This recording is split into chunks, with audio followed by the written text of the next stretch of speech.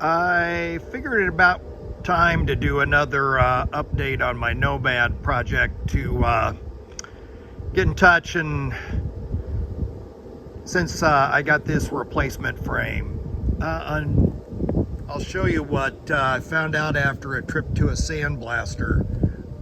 Basically, what I thought was just ready to sandblast and paint and go back together, as you can see,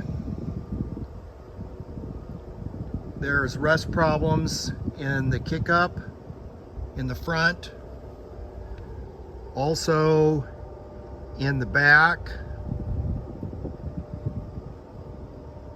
On this frame rail, you can see that we blew through all the way up in through here. It's thin on that side as well. The big panel in the front, basically what happened, whoever put the tow hooks in there and there, after they ripped those holes out, they hooked here and here and then gave it a tug. So this piece is both dented, pulled, and rusty, the trifecta. So going down this side of the car, pretty good up through here. You know, again, the rust in the kick-up's really bad on this piece, or on this side. Same thing over here like this. It's pretty good back in the back.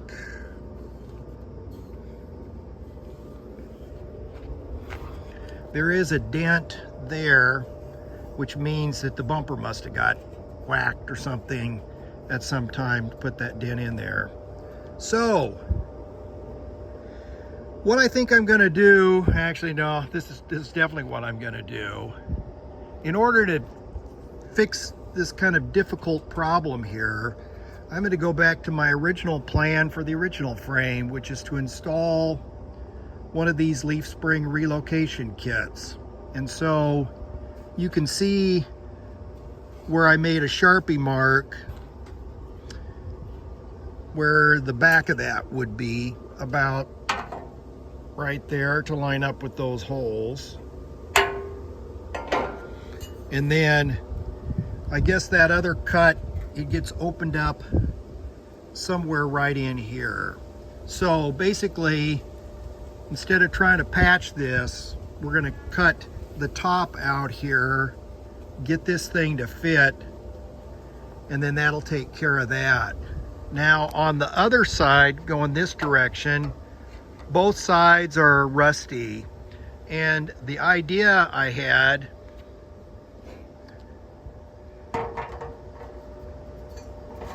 was, if I had a piece of tube formed like that,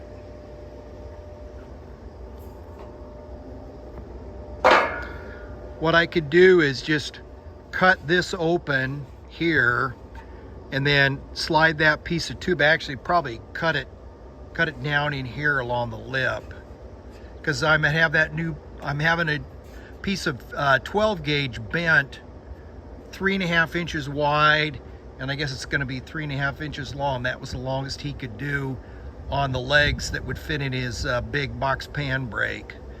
And then that will replace all this rotten material up here. So the sides are in pretty good shape, reasonably good shape. You know, it's got some thin, you can see over there.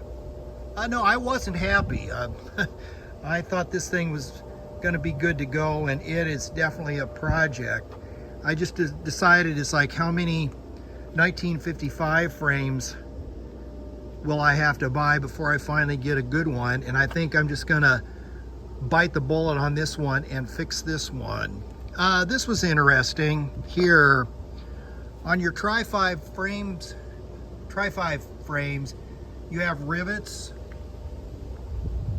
on the sides. And basically what that is, that holds this little diagonal stiffener in place. Actually, that was a horrible idea, because basically what it did, anything that could get in through this hole here would find its way, stop down in here, and actually it would be up here because the frame is upside down, and then promptly rot out. So I'm gonna take out those things, and actually that big hole over there is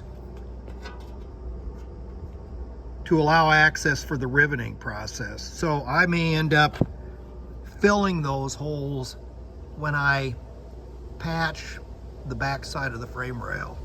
So there's that.